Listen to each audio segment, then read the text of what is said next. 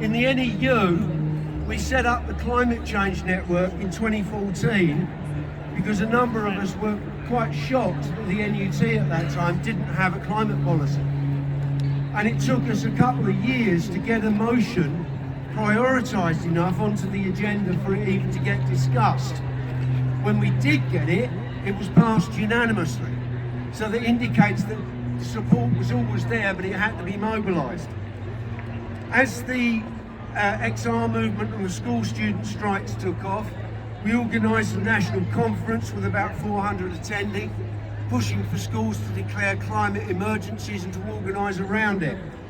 And we've worked with other unions like the UCU doing climate education weeks, especially during COP. We've got a network of about 250 activists who are on WhatsApp and on a Google group.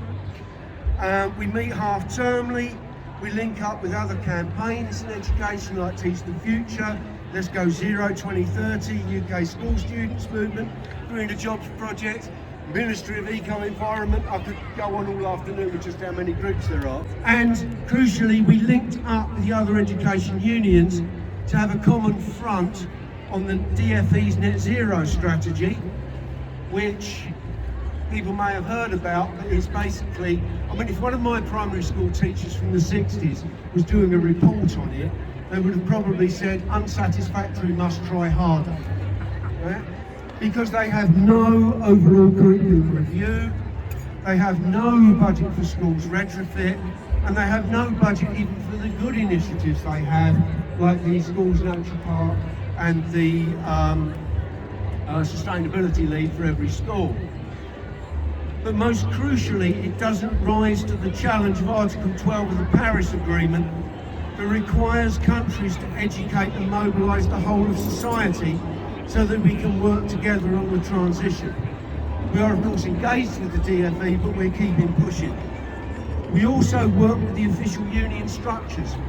What used to be health and safety is now health, safety and environment, and the people who work on that for the union take up the issues with us.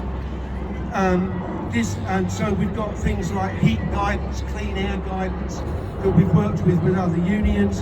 And this year there's increasing emphasis on green bargaining in workplaces with local authorities and with multi-academy trust and so on. Our national engagement has also meant that one of the two trade union delegates to the COP last year was one of our executive members, Jenny, who's sitting over there. Give us a wave, Jenny. Very shy, give us a wave. So if you want to talk to her about the COP this year. And not sure if I've missed anything, but I think that's most of it. Okay. Thank you so much, Paul.